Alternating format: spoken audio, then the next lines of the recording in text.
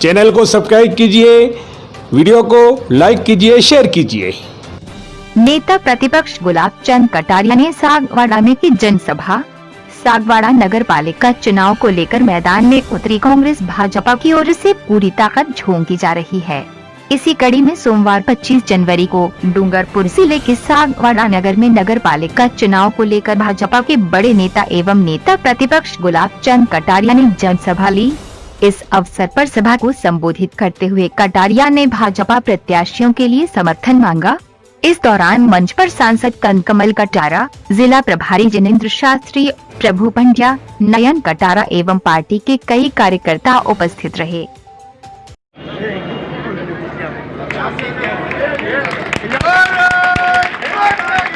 जय भारत माता की, भारत माता की, वंदे वंदे वंदे वंदे, जय श्री राम। हो गया काम।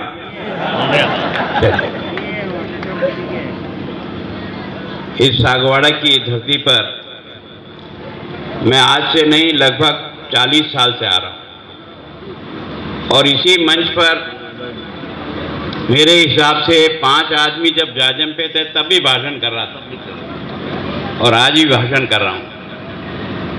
आदरणीय जिलाध्यक्ष भाई प्रभु जी, आदरणीय ताराचंद जी, भाई शास्त्री जी, आदरणीय सुंदरलाल जी बाणावत, वेल जी भाई, आज मैं सागवाड़ा की धरती पर आप कार्यकर्ताओं का हृदय से सम्मान करता हूं, आपका प्रणाम करता हूं, आपको धन्यवाद देता हूं। अगर इस पार्टी को खड़ा करने वाला यही सत्यनारायण जी, यही दादा भैया, तुमने जो मेहनत की ना श्याम जी, मैं सच कहता हूं ये पार्टी अगर खड़ी हुई है, वो उधर बैठे मोहन जी, कार्यकर्ता बंधुओं, मैं तुम्हारा बहुत आभारी हूं। मैं दिल से तुम्हें धन्यवाद देता हूं। इस पार्टी को जो तुमने खून पसीने से सींचा, उसके कारण से आज इस बीज के ऊपर जो वटवृक्ष खड़ा हुआ है, उस पर नरेंद्र मोदी जैसा फल लगा है। दोस्तों, ये तुम्हारे कारण।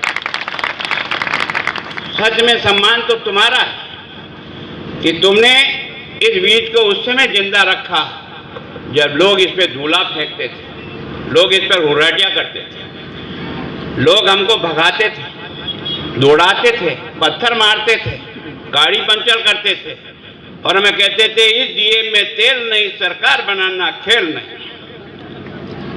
ये हमारी यात्रा उस समय से चली है दोस्तों। हमारी यात्रा किसी नेता की चाकरी करने नहीं चली है। न तो आप गुलाब चंद जी के नौकर हो, न नरेंद्र मोदी के नौकर हो। आप अगर काम करते हो तो इस भारत माता के बेटे हो, इस कारण से धरती के लिए काम करते हैं।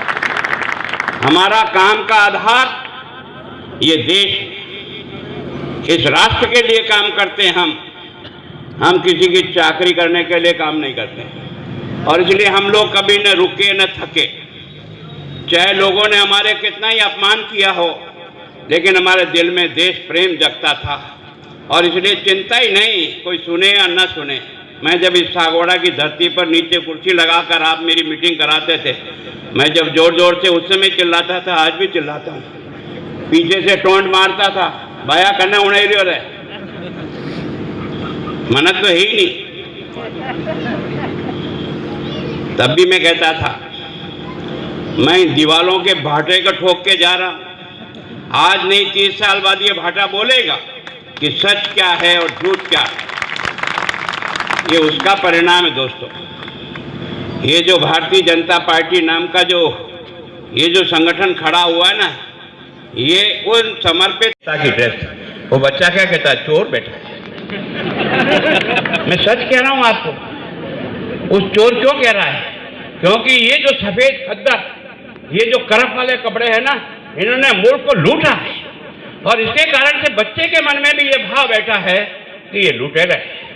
तब मैंने अपनी ड्रेस बदली। मैंने कहा यार अपन चोर तो नहीं है, पर फिर भी सुनना तो पड़ता है क्योंकि अपन नेता। ये है इस देश की दशा।